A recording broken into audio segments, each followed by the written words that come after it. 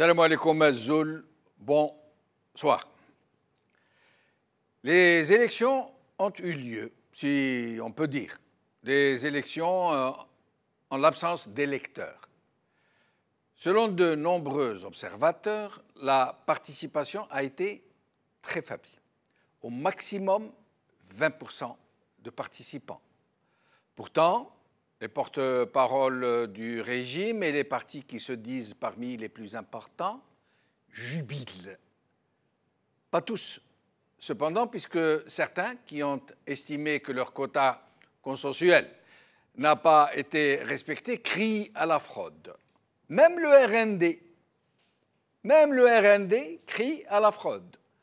C'est dire, vous imaginez un peu, le RND, qui est né de la plus grosse fraude électorale de l'histoire de l'Algérie, dont le chef passe pour être un maestro de l'esbrouf électoral, qui s'est distingué systématiquement dans toutes les parodies d'élections de ces dernières années, qui se distingue par des mœurs politiques plus glauques que glauques, et qui aujourd'hui crie au loup fraudeur.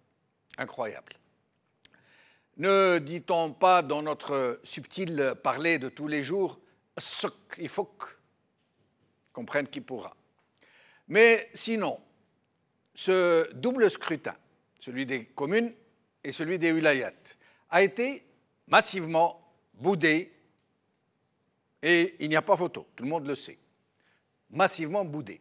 Même si on considère que les chiffres du régime n'ont pas été gonflés, le régime lui-même ne reconnaît-il pas que 60% des électeurs n'ont pas voté et que parmi ceux qui ont voté, une forte, très forte proportion de bulletins nuls. Le plus malheureux est que les populations qui ont relativement participé sont encore une fois celles qui végètent, pour ne pas dire qui pourrissent, sur pied, dans les pires conditions, ces gens du pays profond, pris en otage par des potentats locaux qui les manipulent par le tribalisme, le régionalisme, ces solidarités communautaires qui n'agissent que pour faire voter les gogos avant de les oublier jusqu'aux prochaines élections. Hélas, oui, ce sont donc les régions les plus misérables du pays, les plus pauvres, les plus enclavées, les plus éloignées de la capitale, qui ont le moins profité de la grande Zerda, qui ont malheureusement voté ou qu'on a contraint à voter d'une façon ou d'une autre. Dans les grandes villes et dans toutes les villes d'une façon générale, la participation n'a pas dépassé les 5 ou 6% dans la réalité des faits. Le bourrage des urnes a été au rendez-vous cette fois-ci encore. Des centaines de cas ont été signalés, vidéo à l'appui, puisque tout le monde filme avec son téléphone aujourd'hui. D'autres ont été pris la main dans le sac, vidéo à l'appui. Mais cela n'en a pas moins empêché la proclamation des résultats, ni même les habituels tonitruants personnages de venir claironner leur satisfaction. Que dis-je? Leur allégresse devant un tel succès. Le président de la haute instance de surveillance des élections a déclaré très sérieusement, et la main sur le cœur, entre Salat al-Asr et Salat al-Maghrib, التزوير كلام فارغ. التزوير كلام فارغ. En mot simple, il a dit les allégations de fraude sont du pipeau. Et c'est le personnage central de l'antifraude et de l'antibourrage qui le dit. Enfin, personnage censé être. Sauf qu'il a été nommé par le même régime qu'il est censé surveiller, soit dit en passant.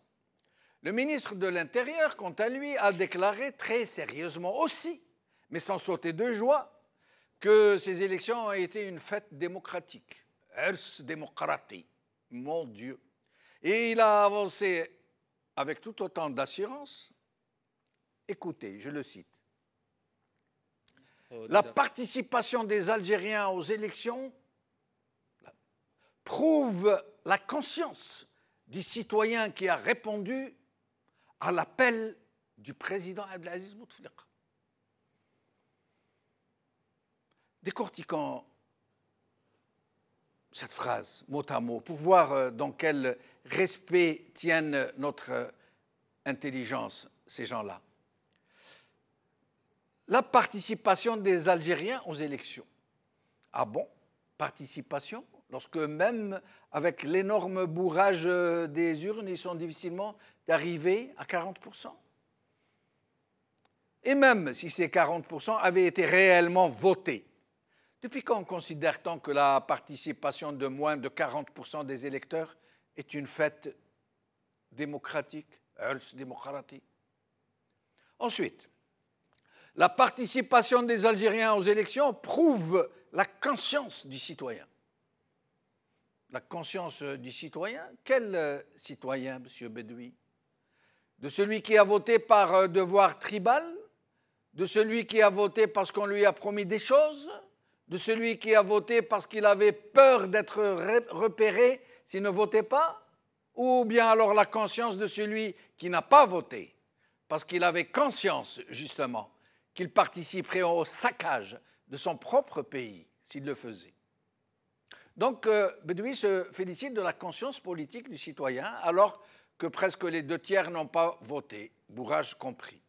Et en plus, dans cette conscience du citoyen, pourquoi Bedoui ne pipe mot sur un phénomène gravissime qui se répète à chaque fois et qui très vraisemblablement est imputé en partie aux militaires qu'on force à voter dans les bureaux civils, pour cacher un peu l'absence d'électeurs.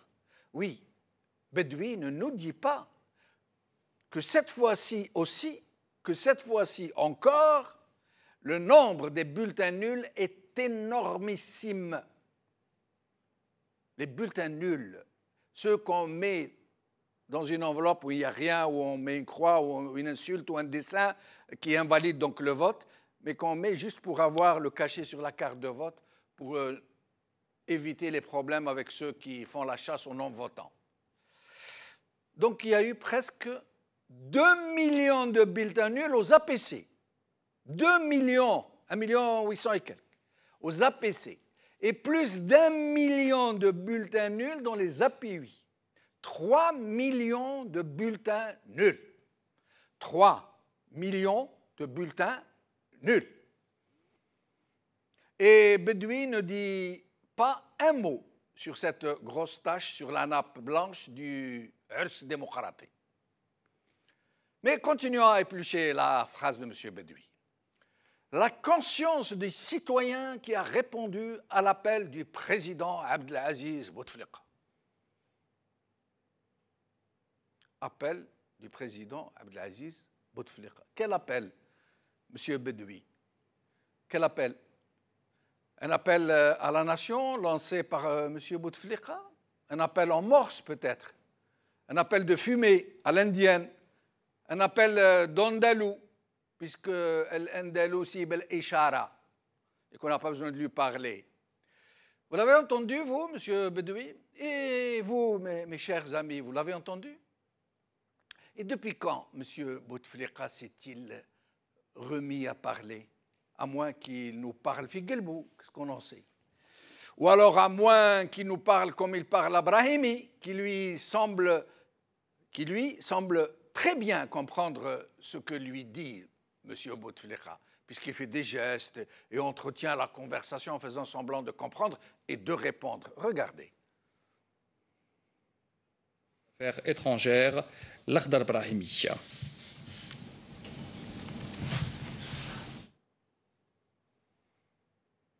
شو سعيد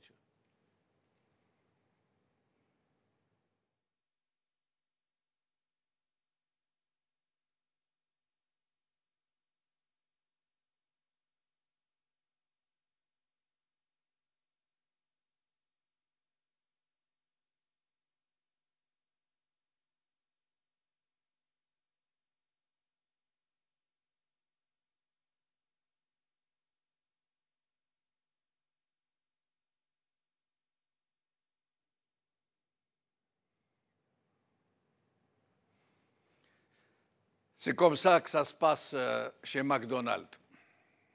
Enfin, chez McDolma, devrais-je dire. Nous n'allions tout de même pas attendre de toute façon de ces gens qu'ils fassent leur mea culpa, n'est-ce pas? Qu'ils viennent nous dire que la participation a été très basse, et que la fraude a été très forte, que les résultats doivent être invalidés pour permettre la convocation d'un vrai scrutin avec de vrais candidats, un vrai programme, des électeurs enthousiastes. Ils ne sont pas suicidaires à ce point, non. Aujourd'hui. El Watan. Ils perdent leur place de troisième force politique, les islamistes sur une courbe descendante. Par Mokran Aïtou Arabi. TSA. Fraude électorale, affrontement à Ouagra et rassemblement à Ilizi et Oran. Par Hajer Gananfa. Réflexion des aides. Mostaganem, le RND accuse le chef de Daïra de Sidi el-Khdar de fraude. Par Younes Zahachi. Élection locale, quel bilan pour quel scrutin? C'est le titre de notre émission d'aujourd'hui. Et j'ai le plaisir pour en parler de recevoir ici sur le plateau Saïd Aknin, militant des droits de l'homme. Merci Saïd d'être avec nous. Merci Jamaldine pour l'invitation. Merci.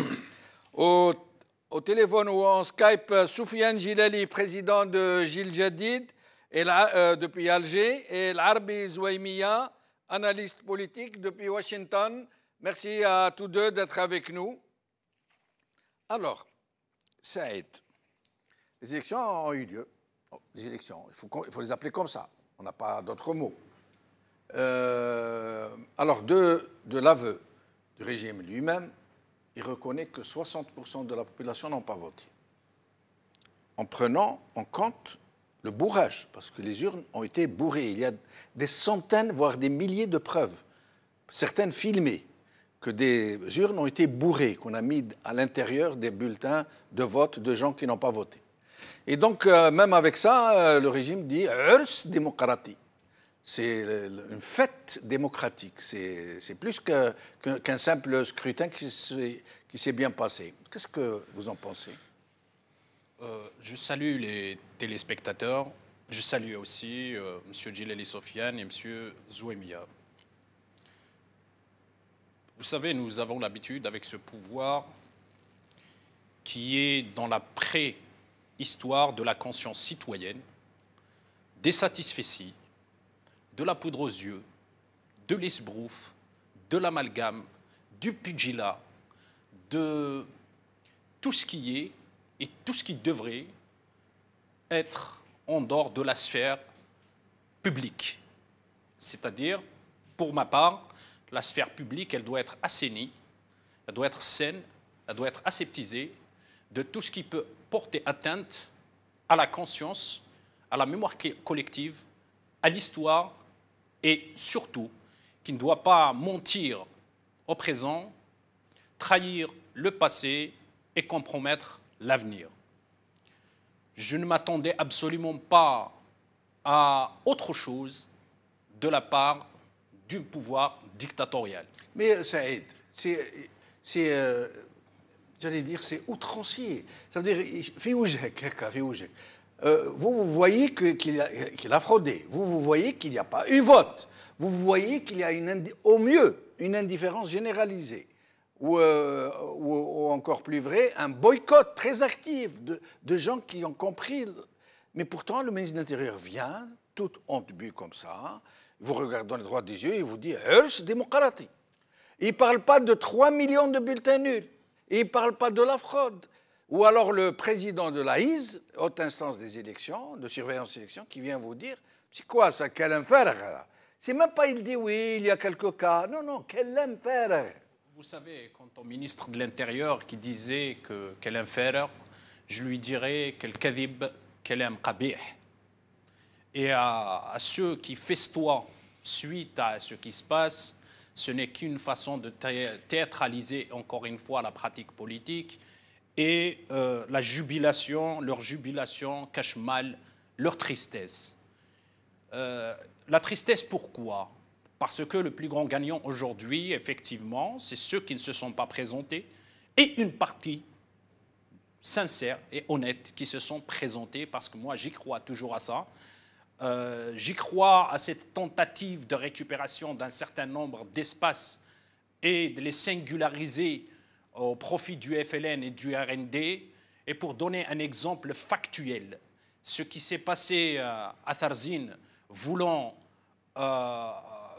réhabiliter un criminel par les urnes, les citoyens ont répondu, et je le remercie d'ailleurs et je leur rends hommage en disant qu'effectivement, l'assassin est un criminel, il doit être entre les mains de la justice, quoique les élections locales, Jamel-Din, si ce n'est... en fait, ces institutions, le pouvoir s'en sert pour armature, afin de quadriller la société. Je parle bien des communes, tout comme les Qasma, tout comme un certain nombre d'associations. J'eusse aimé de voir, y compris ceux qui ont participé ou ceux qui n'ont pas participé, créer une jonction, une convergence de lutte, afin d'arracher ces espaces et de les transformer en espaces de contestation sociale. Vous auriez voulu que les gens participent à ces élections locales, ce que vous avez développé la dernière fois, pouvoir acquérir des espaces de résistance qui deviendraient autant de bases pour la résistance, pour reconquérir la souveraineté, le pouvoir, etc. Tout à fait. Ma tristesse, c'est je peux être triste, en fait. L'avenir pourra me rendre triste ou en colère, mais ce n'est pas être résigné. La tristesse de voir ceux qui ont participé promettre de réalisation. La tristesse de voir certains qui ont participé et qui ont fait du tribalisme, du villagisme, du familisme, allant jusqu'à un certain moment à penser que, comme Kateb Yassine, que nos ancêtres ont redoublé de férocité cette fois-ci. Je donne un exemple factuel. Je connais un certain nombre de communes où effectivement il y a eu participation et qui s'acheminent vers le blocage. Pourquoi blocage?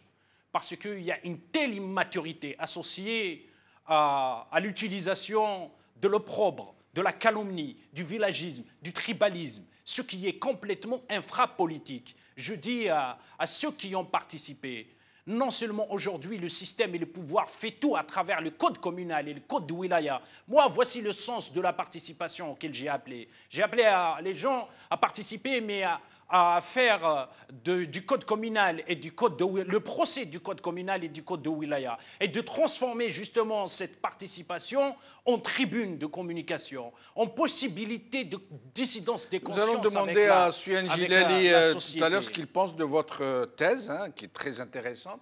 Sinon, en ce moment, en Skype, avec nous, Larbi Zouaimia, merci d'avoir accepté notre invitation.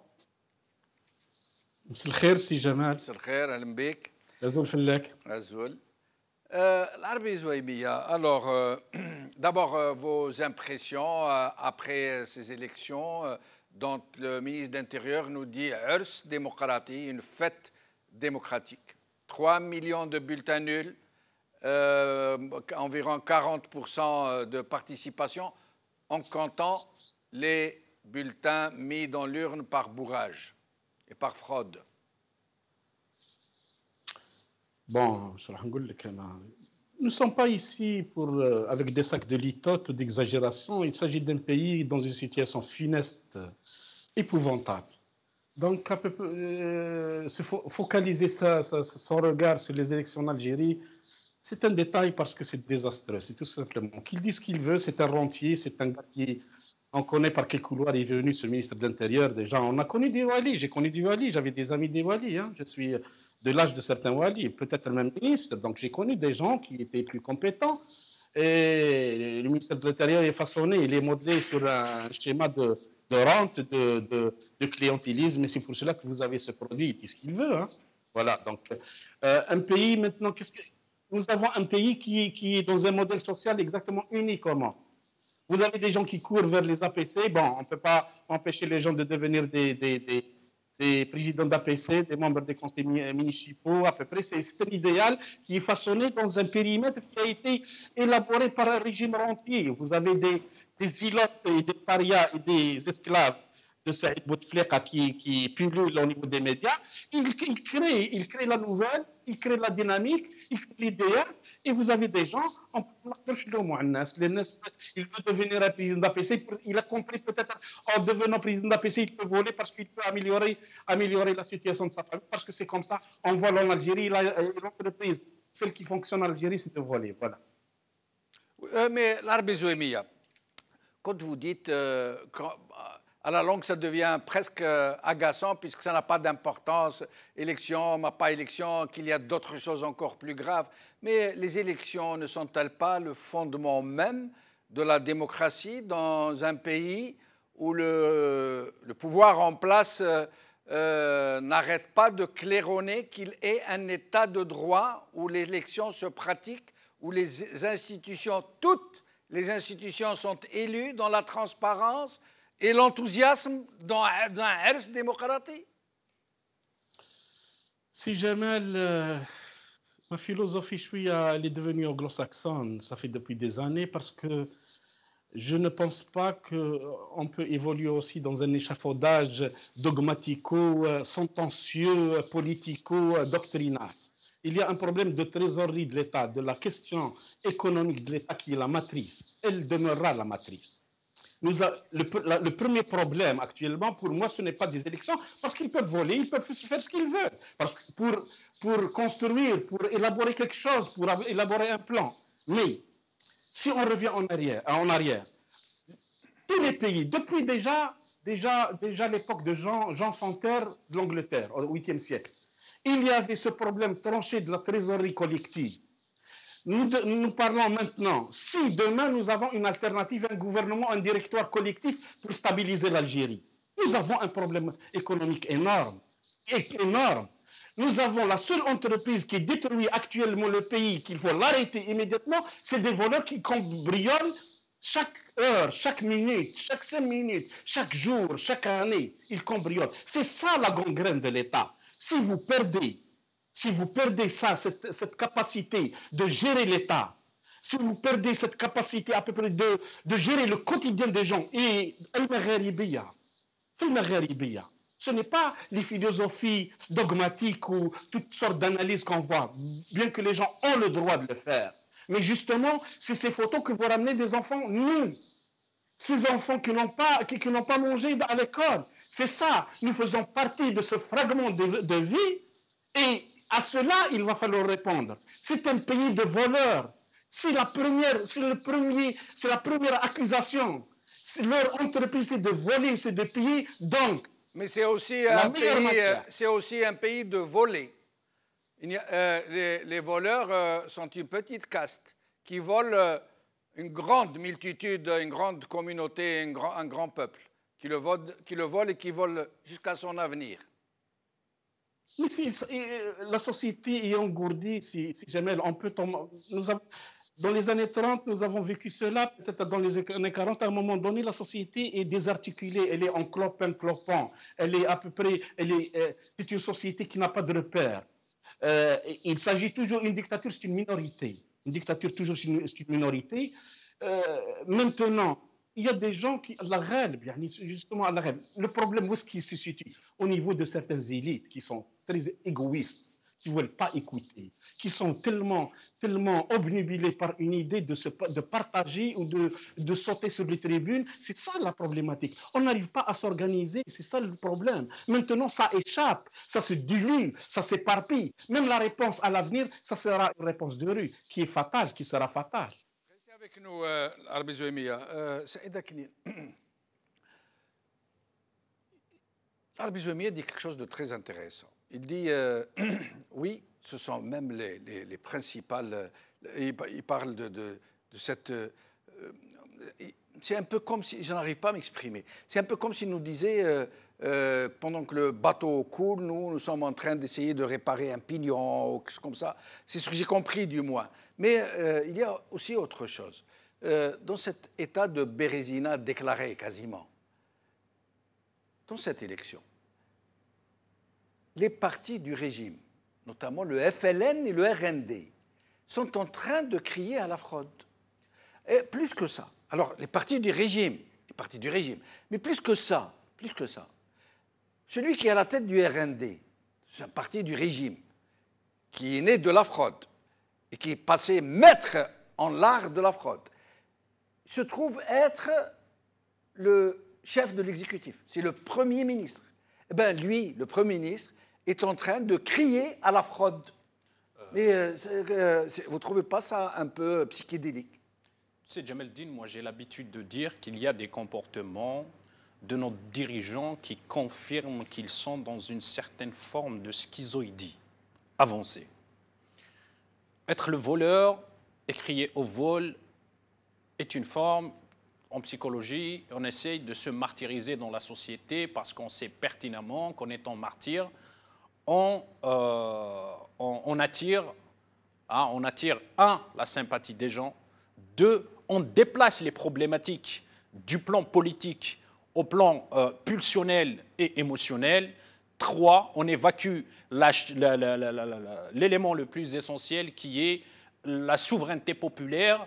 Et quand on voit un Premier ministre qui avait fait avec sa propre casquette, et en étant aussi chef du cabinet du président, du président en même temps, faire la campagne pour son propre parti, je pense que c'est le premier élément de fraude. Et promettre des choses en tant que chef du gouvernement. Exactement. Promettre. Quand on voit que des ministres ont reçu des têtes de liste une semaine avant les élections, et promettre des stades, promettre des lycées, promettre et relayer par ces têtes de liste à la population. C'est le deuxième élément de fraude. Maintenant, la fraude, ce n'est pas simplement bourrer l'urne.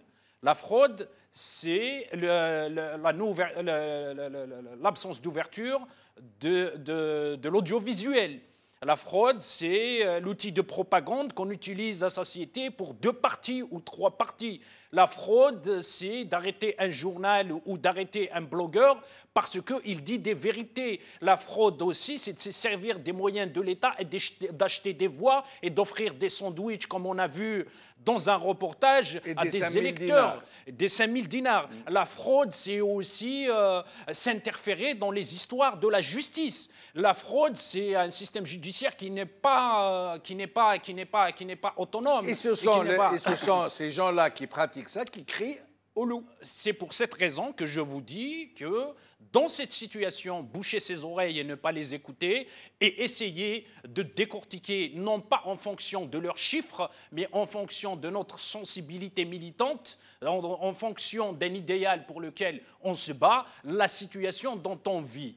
La décortiquer dans quel sens? Ces résultats, même si je n'accorde aucune importance à ces élections, confirment le statu quo. Premier élément. Deuxième élément, confirme l'hégémonie du commandement militaire, de la présidence, des cercles de la mafia sur l'État. La troisième chose, confirme que quel que soit ce qu'on dit par rapport au peuple, que ce soit ceux qui ont participé et qui veulent transformer cette participation en espace de résistance, que ce soit ceux qui ont boycotté et qui veulent transformer ce boycott en construction de synergie, de dissidence des consciences, le peuple algérien est un grand peuple. Nous allons demander à Soufiane Djillali, qui justement, dans la formation politique, Gilles Jadid a appelé au boycott en même temps que d'autres personnalités et partis politiques comme le FIS, qui lui aussi a appelé au boycott. Soufiane Djillali, merci d'avoir accepté notre invitation. Mais c'est avec plaisir. Bonsoir, c'est Benchenouf. Mes salutations et toute ma considération pour vos invités. C'est Saïd Aknin et M. Al-Arbi Zouaïmiya. Merci beaucoup. Alors d'abord, vous ne regrettez pas d'avoir lancé cet appel au boycott? Non, absolument pas, parce qu'il ne s'agit pas d'une position conjoncturelle. Il ne s'agissait pas de faire un défi comme ça par hasard. Je crois qu'il y a 2 éléments à tirer de ce scrutin et qui étaient attendus. Le premier est qu'une fois encore, la fraude était au rendez-vous. Ça ne pouvait pas être autrement. Il y a quelques instants, j'ai rencontré un peu par hasard un ancien cadre de l'État qui me racontait que ses amis, il connaissait en particulier Douali, qui lui racontaient que la veille, ils avaient reçu des instructions pour répartir les quotas par rapport aux partis participants et qu'il connaissait des maires 2 ou 3 semaines avant le scrutin. Mais ça, il n'y a rien de nouveau. C'est quelque chose qui n'est pas du tout surprenant. On le savait avant les législatives, on le savait avant les élections présidentielles 2014, comme celles les précédentes. Et puis on le savait cette fois-ci aussi pour les élections locales. Il ne fallait absolument pas se faire d'illusions, ça c'est clair. Et je pense qu'il ne s'agit pas ici de reprendre tous les éléments de la fraude, vidéos, déclarations, tout cela a été attendu à l'avance et ce n'est pas le plus important. Il y a des petites choses qui changent, c'est une forme d'acclimatation à la fraude, mais l'essentiel est là. La fraude fait partie... Oui, pardon, allez-y, poursuivez. La fraude fait partie du système et tant que le système a refusé une commission totalement indépendante de l'administration, il a clairement signifié à tout le monde qu'il était le maître des résultats et il ne s'agit pas de respecter la souveraineté populaire. Deuxième élément important à comprendre maintenant, c'est la réaction populaire et le boycott. Et là aussi, ce n'était pas une surprise.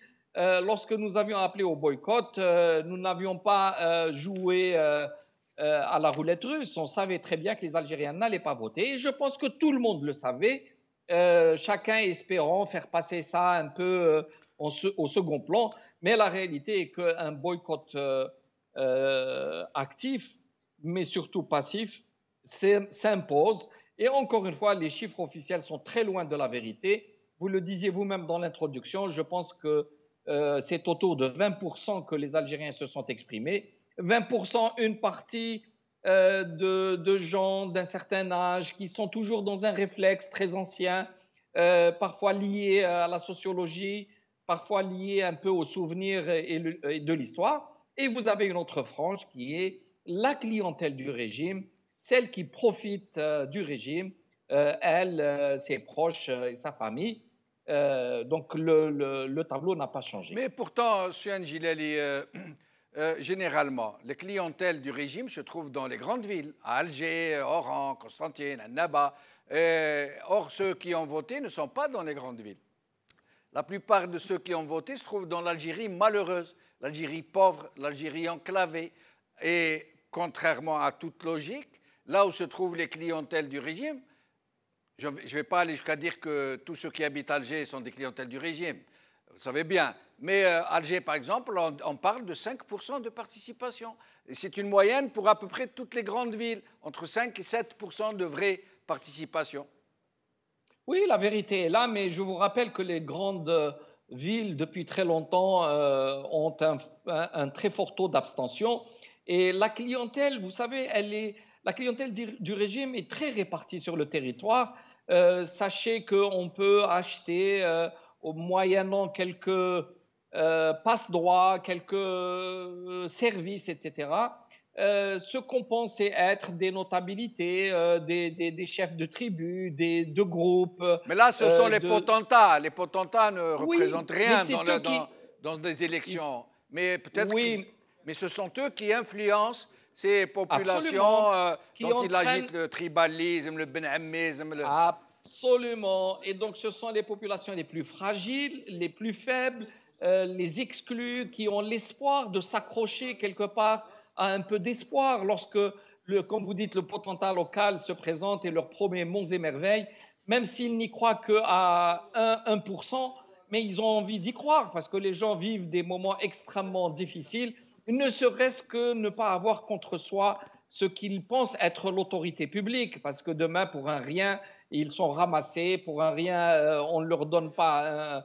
un document administratif, pour un rien, on les déclasse, pour un rien, on ne leur donne pas de logement. Donc ce sont les populations les plus fragiles qui se font plus ou moins manipuler un petit peu par inconscience, un petit peu parce qu'ils n'ont pas la maîtrise de ce qui se passe, ne comprennent pas que leur propre avenir est lié à l'avenir du pays et que la caste en place ne pense qu'à ses propres intérêts et pas à ceux du pays. Et je reviendrai à vous dans un petit moment pour nous dire si vous pensez que c'est un vrai boycott ou si c'est juste l'effet d'un ras-le-bol, d'une résignation, d'une indifférence.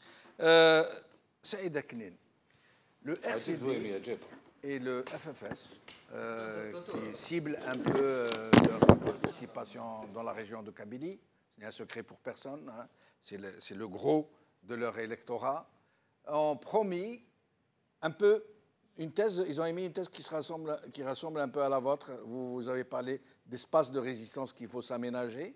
Eux ont dit qu'il faut barrer la route au RND et au FLN. Et en Kabylie, c'est très important, il faut leur barrer la route. Or, très visiblement, le RND et le FLN sont toujours là, ils sont toujours en Kabylie. Jamal Din, loin de moi l'idée de faire le procès de l'un ou de l'autre des partis, loin l'idée de moi de descendre en flammes les candidats de l'un ou de l'autre parti, je trouve que parler des idées est plus honorable pour nous, du moins pour moi, que pour certains qui relayent au jour d'aujourd'hui et qui continuent à faire dans la résurgence de l'anthropologie de la violence et de s'insulter mutuellement. Je parle bien de ces deux partis. Et je rends hommage à tous ceux qui continuent à croire et qui sont à l'intérieur aux idées de démocratie et à ceux qui pensent à servir non pas simplement le cadre auquel ils appartiennent, mais surtout à servir la population. Ce que j'ai remarqué parce que nous avons pris ces élections comme laboratoire d'analyse, c'est qu'il y a un certain nombre de communes, je cite la commune de Tizi Ouzou, je cite la commune de Tezmelt, je cite la commune d'Akbou. Ce sont des communes où des conflits ont été désamorcés grâce à des listes citoyennes, à des listes de non-appartenance, parce qu'à un certain moment, ces chamailleries qui n'ont absolument lieu d'être entre les uns et les autres sont contre-productives et ne travaillent aucunement la réhabilitation du politique et de la politique.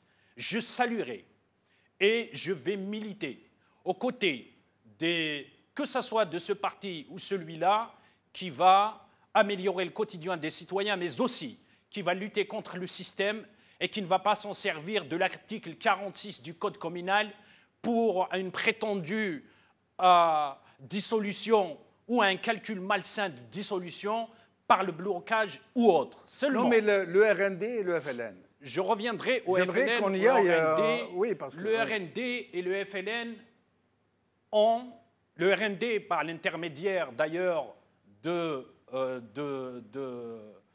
du sombre assassin, et le FLN par ses relais ont mis le paquet pour récupérer des espaces en Kabylie.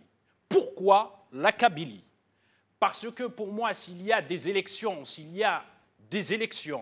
libres, transparentes, bien que relatives, oui, s'il y a un élément de mesure, sinon si on veut être objectif dans l'analyse des élections, nous n'allons qu'à prendre le centre. Pourquoi? Parce que la tribalisation, la zaouïsation, tous les éléments de la tchik-tchouka politique et de la kermesse politique n'ont pas encore détérioré l'appartenance à un idéal, bien qu'il y a un certain nombre de villages, il y a un certain nombre de communes où, encore une fois, aidés par les structures politiques pour faire la résurgence des conflits ataviques. Et ça, c'est à dénoncer, c'est une histoire de conscience justement citoyenne et de responsabilité et d'appeler les esprits à s'apaiser et à se calmer. Le FLN et le RND n'ont pas eu les objectifs auxquels ils se sont préparés en Kabylie. Bien au contraire, ils ont eu une véritable raclée. Mais Saïd, ils n'ont pas eu une véritable raclée, ils sont présents. Ils sont présents en Kabylie. Bien sûr. Le problème que j'aimerais que vous m'expliquiez, en Kabylie, il y a un aspect très contradictoire. D'un côté, la Kabylie semble être la région la plus politisée du pays, la plus contestataire, la plus au créneau, si je peux dire, et où la fraude est la moins pratiquée. Parce qu'il y a une vraie surveillance citoyenne En Kabylie, c'est très difficile de frauder ou de bourrer les urnes. Tout à fait. Contrairement aux autres régions du pays où ils se comportent en terrain conquis, chez les indigènes. Mais le problème, c'est qu'en Kabylie aussi, quand ils votent, les Kabyles, ils votent tribalisme, ils votent benhammisme, ils votent... comme ils disent un peu dans l'Est algérien, Marna ou l'Ahsan Nas. Toute généralité est fausse par définition. Ça, c'est un principe de base que nous avons appris au collège. La Kabylie, elle fut le cœur du pays. Elle est le cœur de la contestation. Elle sera le cœur de la démocratie, qu'on le veuille ou pas. Elle le demeure, bien que, en effet, et ça je le confirme, ça ne sert à rien de faire dans le déni.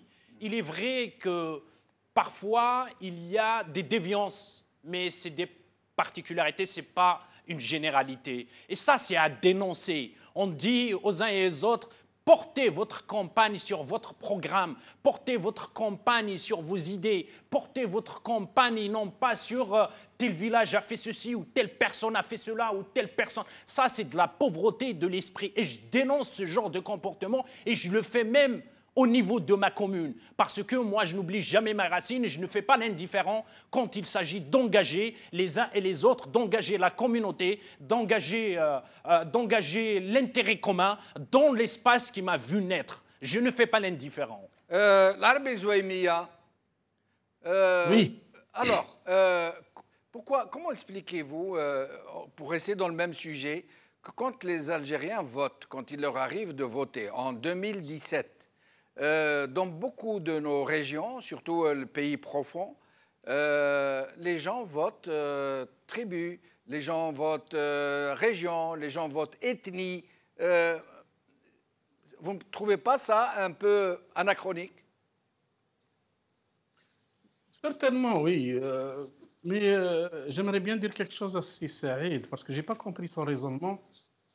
Je vais passer déjà par Paris pour qu'il me le complète. Je n'ai pas compris ce qu'il veut dire par berceau de démocratie à peu près. Je n'aime pas les éléments comparatifs qui peuvent créer des frictions à peu près que quelqu'un d'une régénération donc, qui doit être déjà synthétisé, qui doit être étudié pour ses paramètres, selon des éléments historiques, culturels et tout, pour dire que même Oran, c'est le berceau de la démocratie. Même Annaba, c'est le berceau de la démocratie. Pourquoi elle n'est pas le berceau de la démocratie? Parce que j'aime pas à peu près bon, je respecte la Kabylie, je connais la Kabylie, je connais beaucoup la Kabylie, mais juste cette présentation un petit peu qui verse un petit peu dans des trucs de comparaison par rapport aux d'autres régions de l'Algérie, elle est contre-productive.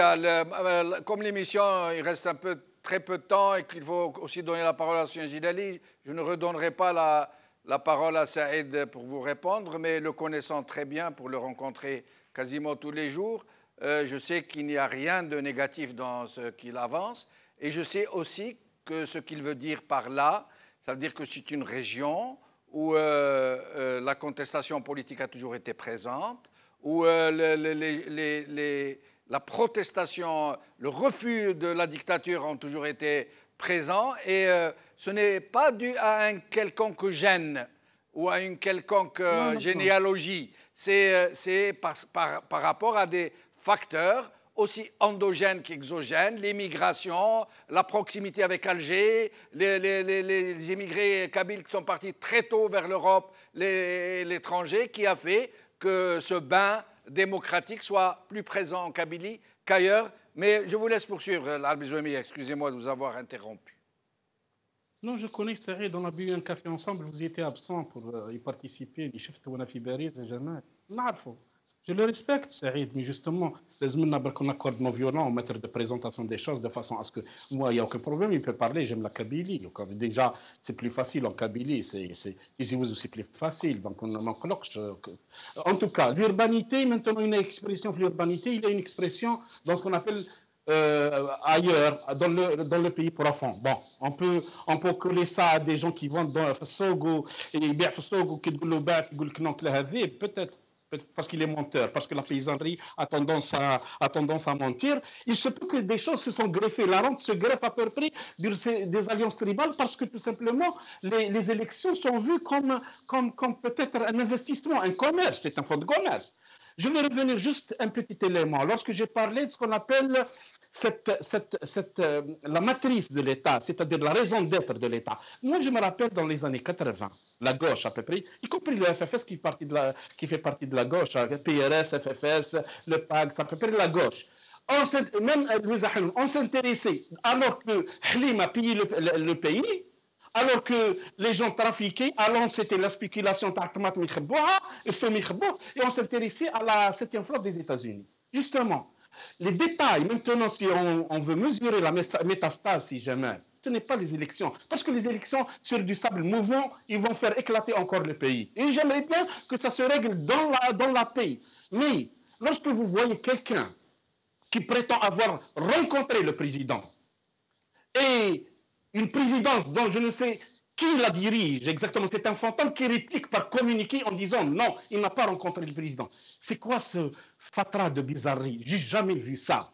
J'ai jamais vu ça. C'est une référence. C'est la République des Ghana, c'est la République de la Marelle, Tardia, et nous y sommes. C'est un détail vraiment déterminant dans la pourriture, dans le pourrissement, elle n'est pas vermoulue, rongée, c'est une armure rouillée. Les institutions sont disloquées, sont vilipendées, et voilà, ça s'exprime à peu près en mensonge, en contre-vérité. Quelqu'un qui vous dit, j'ai rencontré le président et je l'ai vu, il m'a dit, je vais me présenter pour le 5e mandat. Voilà, jusqu'en 2024. Ces chiffres futuriques, le futur, quand on était jeunes, donc lorsque vous dites 2024, c'est les vaisseaux spatiaux. C'est des gens qui fonctionnent à l'électricité, et voilà, Bouteflika veut arriver à 2024. Ça, c'est phénoménal, ça, c'est vraiment frappant, c'est humiliant, et ça prête à équivoque réellement. Merci. Restez avec nous jusqu'à la fin de l'émission. Saïd, 30 secondes, mais pas plus, parce que nous devons revenir à Soufiane Jilali, il ne reste plus de temps. Si vous voulez répondre en 30 secondes, vraiment. En fait, quand j'ai cité ce cas, ce n'est absolument pas pour dire qu'il y a une race aryenne. Je pense qu'être aujourd'hui, parler de Kabylie, c'est de parler aussi d'Oran, c'est de parler aussi d'Annaba, c'est aussi de parler de Tindouf, c'est aussi de parler de tout le pays. Il est vrai que le pouvoir a toujours essayé, il a toujours utilisé les moyens pour singulariser cette région. Et c'est en réponse à cette singularisation qu'il a mis des moyens. Il n'a pas reçu des têtes de liste d'autres régions, mais il en a reçu. Moi, avec ma conscience citoyenne, je dis une chose qui est très simple. Je suis algérien à plein temps. Très bien. Merci, Saïd. Très, très belle formule.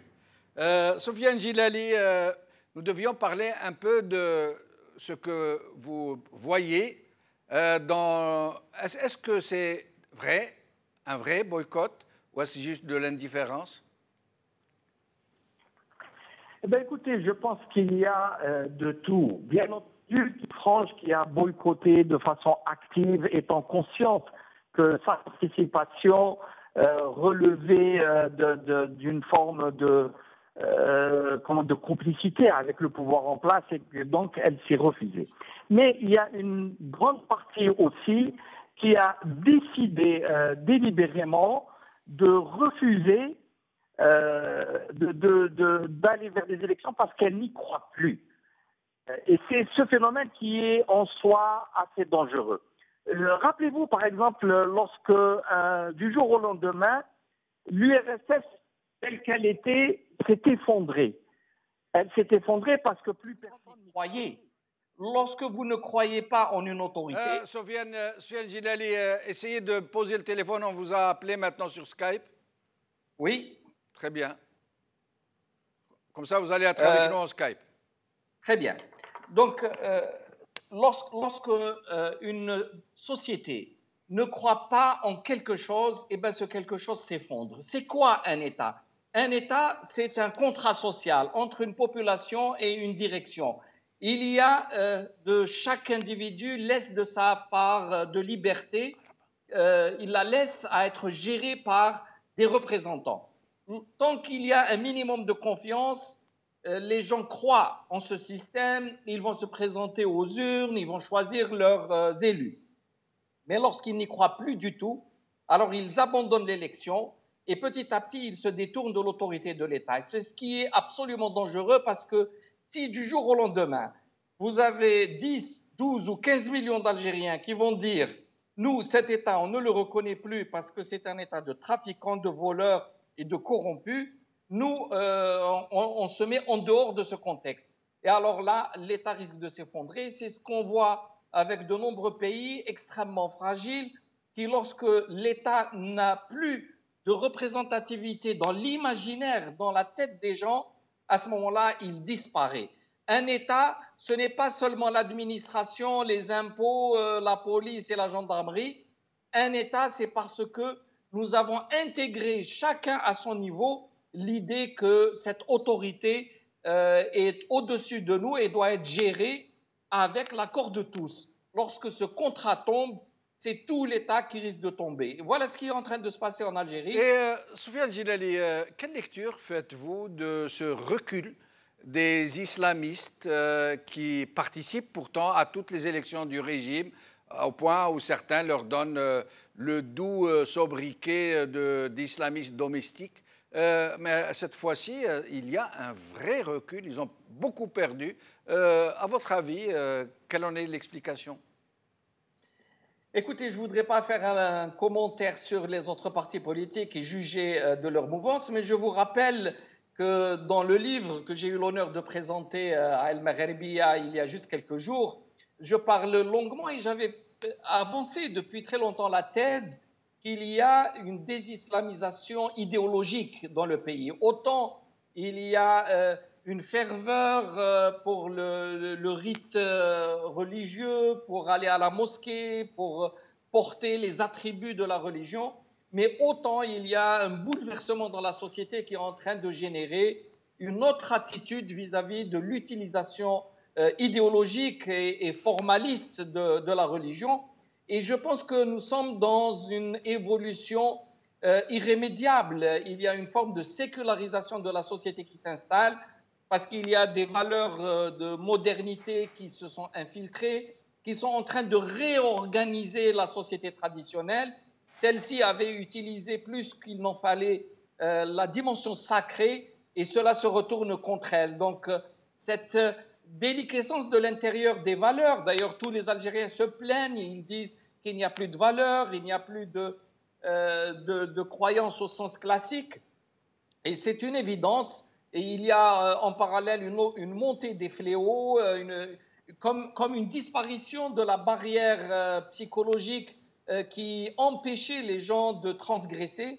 Tout cela est en train de s'effondrer parce qu'il y a des mutations extrêmement puissantes sous l'effet caustique des valeurs je mets entre guillemets, de la modernité mal comprise et surtout impensée, mal pensée.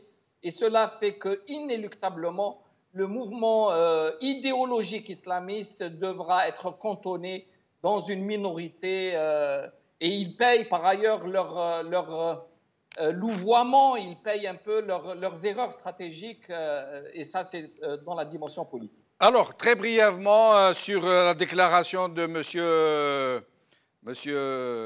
le président de l'AIS, monsieur Derbel.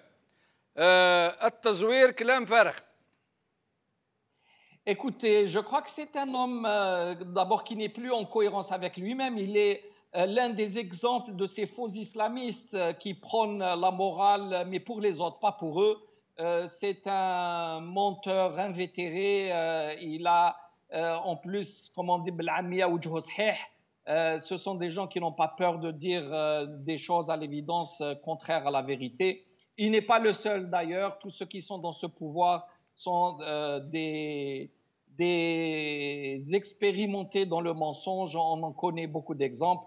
Mais ce n'est pas avec cela qu'on remettra le pays sur rail. Ce n'est pas avec ça qu'on recréera un minimum de confiance. Ce n'est pas avec ça qu'on va relancer le développement de l'Algérie. L'Algérie a besoin d'un souffle nouveau. Elle a besoin de vérité. Elle a besoin d'affronter ses problèmes. Elle a besoin de se reconstruire et s'engager dans un avenir qui peut absolument être Merci. beaucoup meilleur bien meilleur que ce qu'il est actuellement. Restez avec nous jusqu'à la fin de l'émission. Saïd Aknin, il nous reste moins d'une minute. Quelque chose à dire? En effet, comme le ministre de l'Intérieur, me semble-t-il, a parlé de la conscience citoyenne, attribuant ça aux élections, moi je pense que la conscience citoyenne, aujourd'hui, c'est de dénoncer les injustices d'où elles viennent.